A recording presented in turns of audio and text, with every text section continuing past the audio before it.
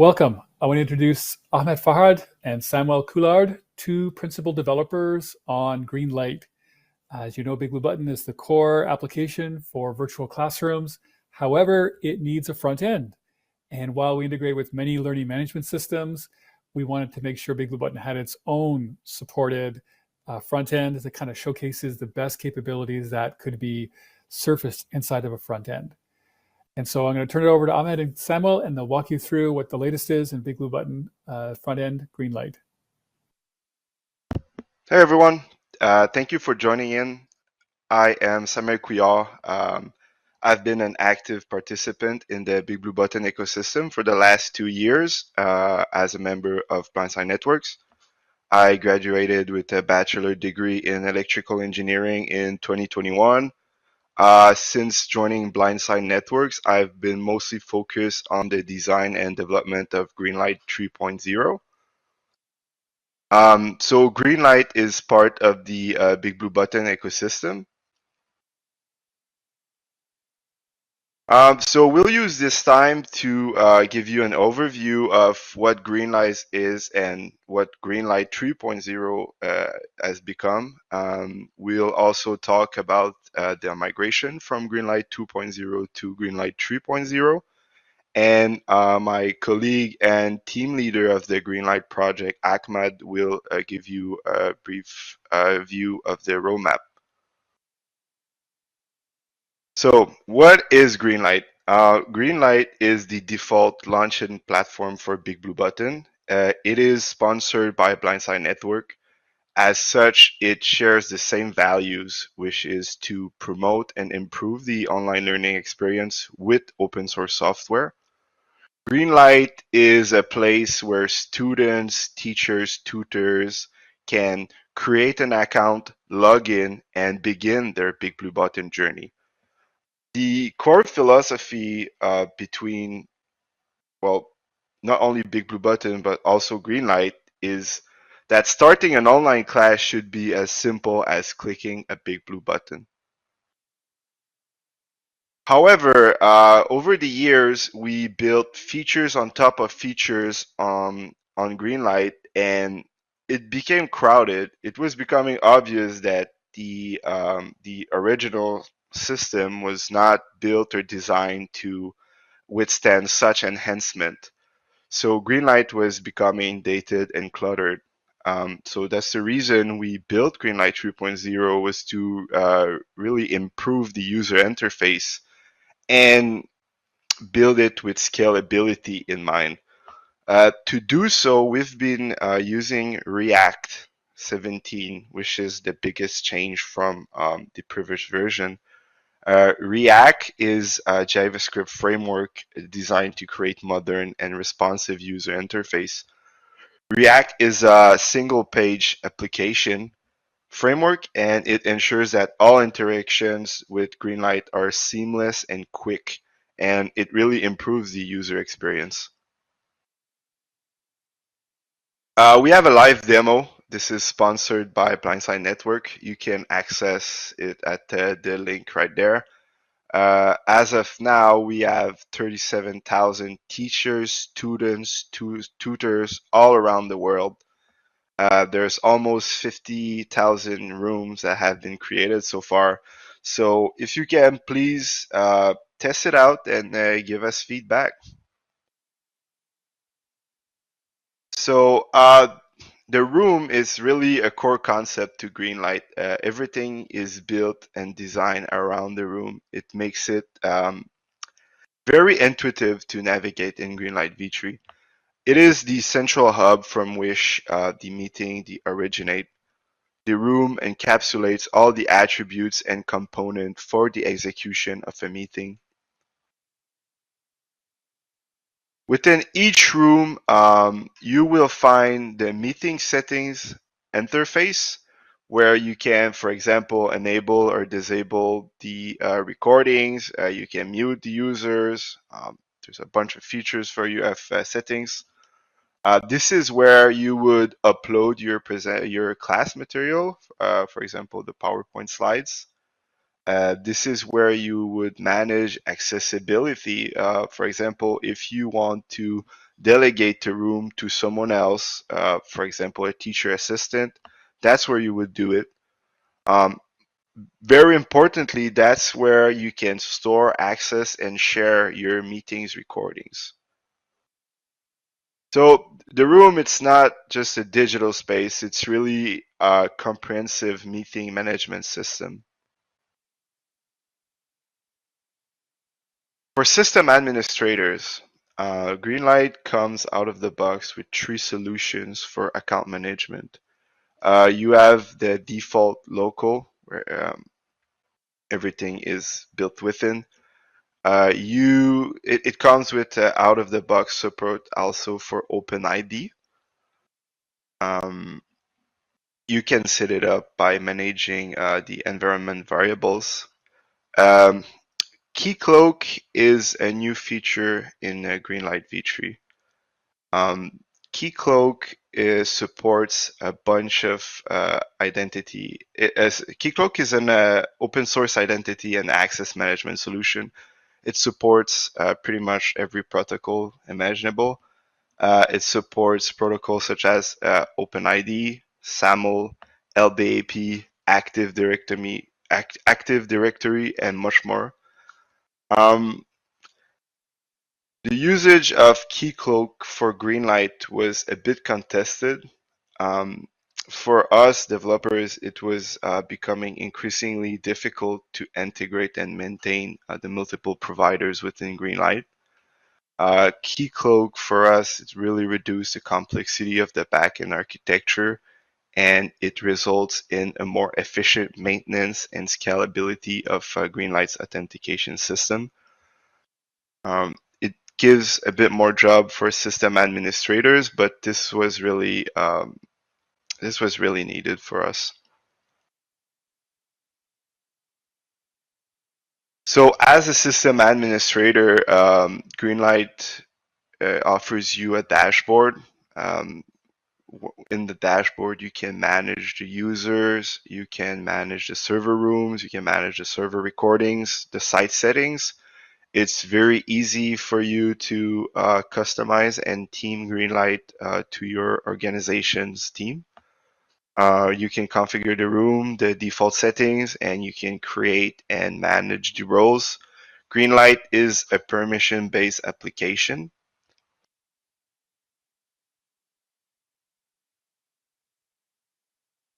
Now for the migration, how it works. We've started migrating our clients from GreenLight v2 to GreenLight v3, and we are providing the open source community with all the scripts. So how it works, for GreenLight 2.0, we made a rake task to migrate almost all of the data. We can say all data, all your user, your roles, your rooms, your settings, your recordings. I believe that the only data that is not migrated from v2 to v3 is your organization teaming, so the colors and the logo, which is easily doable.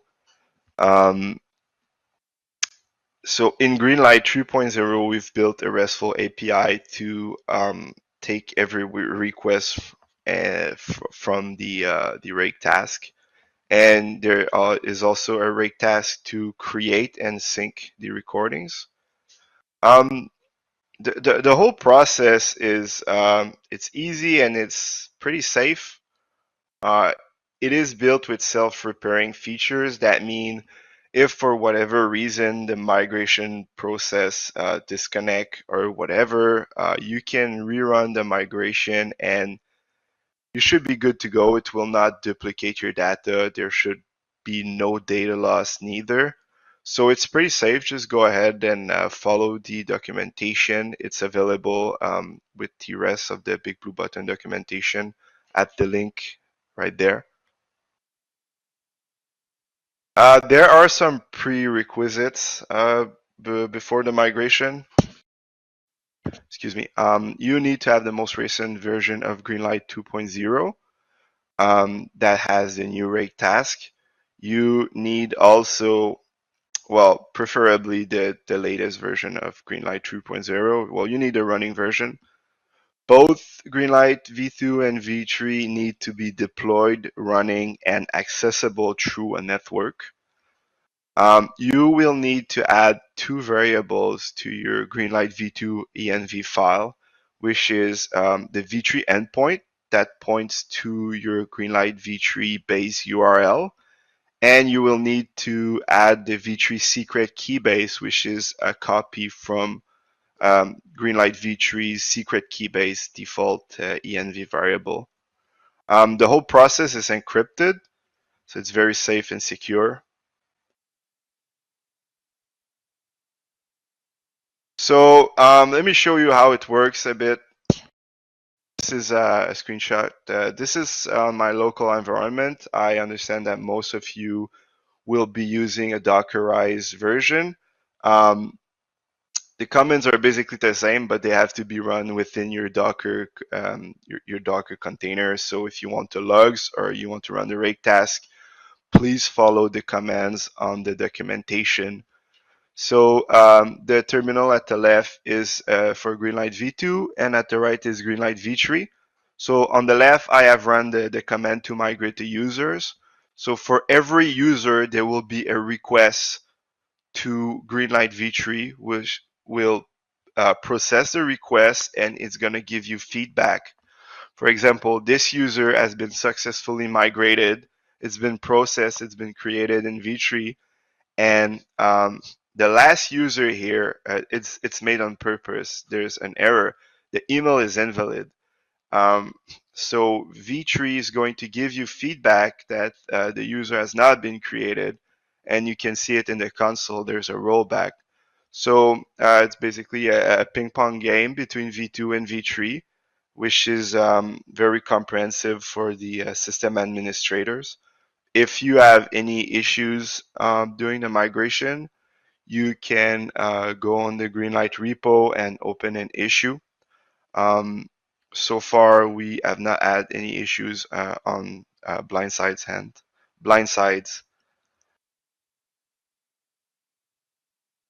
And now I will pass the mic to Ahmad.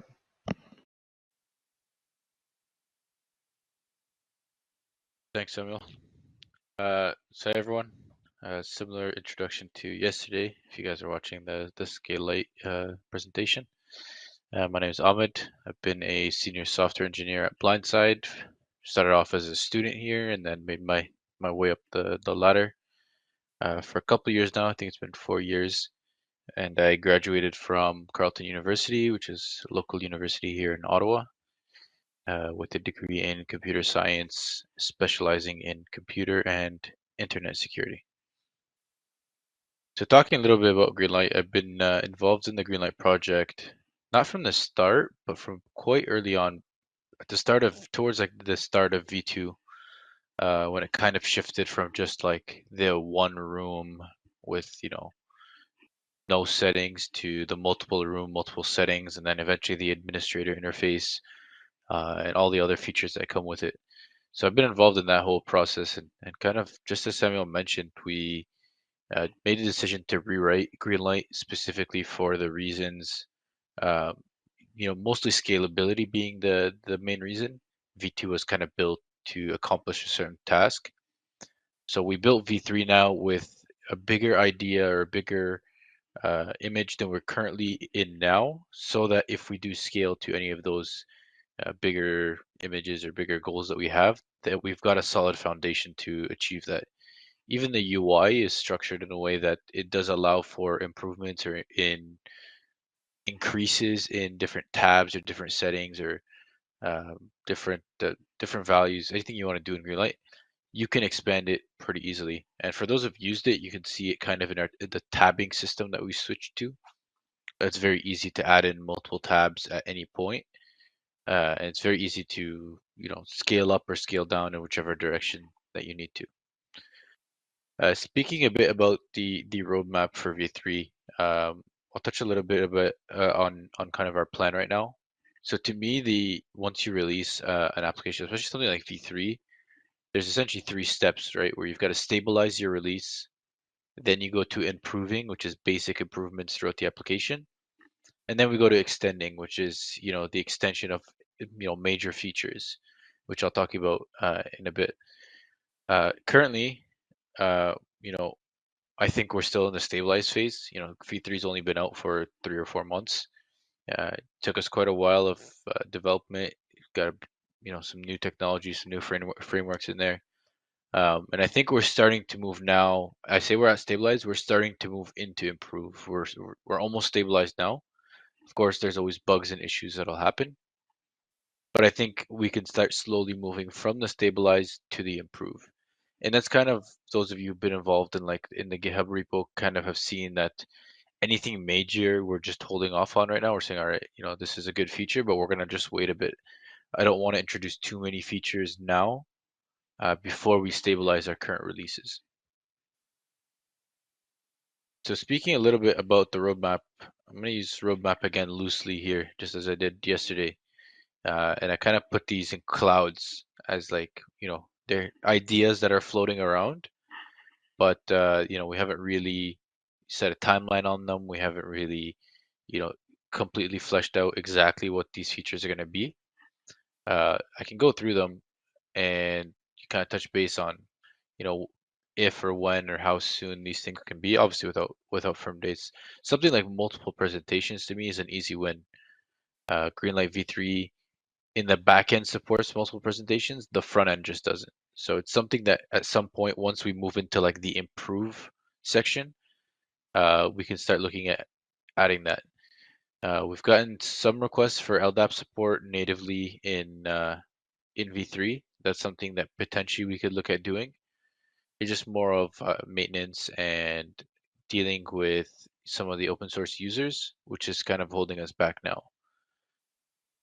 And then moving to more of like the improve section, we can look at something like instant meeting, which allows you to instantly start a meeting in GreenLight without start logging in and creating a room and setting up the settings. It's kind of just like a quick start of a meeting. Something obviously to be configurable and based on the deployment. Something like RTL support, which BigBlueButton has, but GreenLight doesn't.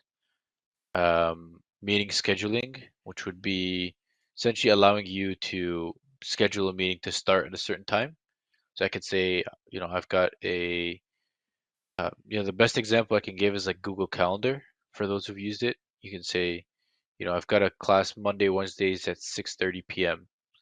So then automatically GreenLight will say, Monday, Wednesday, 6:30 p.m. or 6:25, for example. It'll open up the room automatically without you as a teacher having to go in there or as whatever your role is, and start the room. And then the last idea we had was something called room membership, which I think the Pilos team has already done. It's something we've been speaking about for a while. It's kind of essentially just assigning a room to a person in a way that that person, whoever they are, can then view the room in their interface in some sort of fashion. Exactly how we're going to do it or what the UI is going to look like or any of that, we haven't fleshed out at all.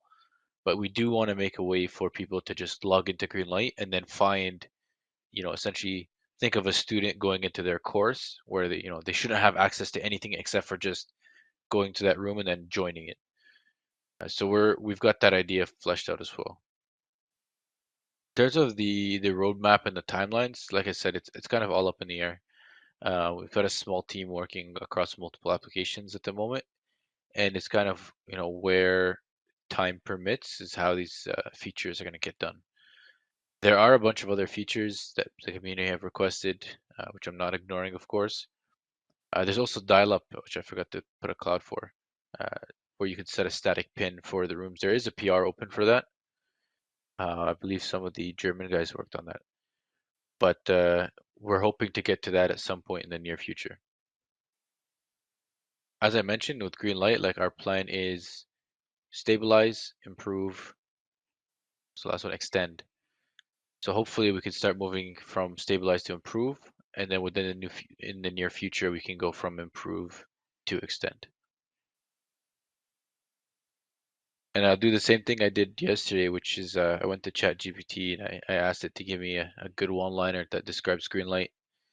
Cycled through a couple, and I kind of ended up on this one, which is illuminating the path to seamless, user-friendly online learning experiences.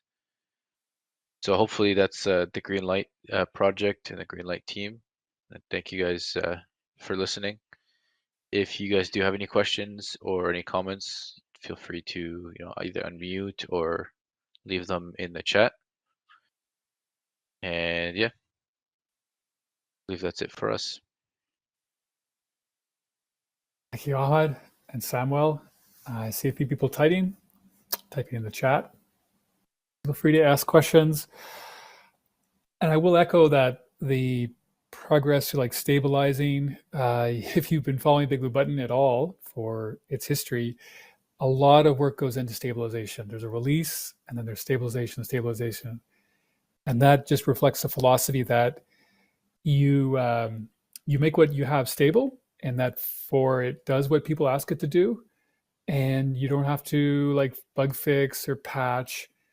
So we treat each open source release like pretty much like a product release, and we want the features in the Big Blue Button and GreenLight to work. So it takes time, but we believe it's the best way to do it, because once everything settles down, you have the freedom to work on something else in the future. So if anyone has any questions on GreenLight, we have a few moments. As Ahmed said, you have the forums as well that you can connect with the developers and the community. All right, Samuel, Ahmed, I think you guys answered the questions.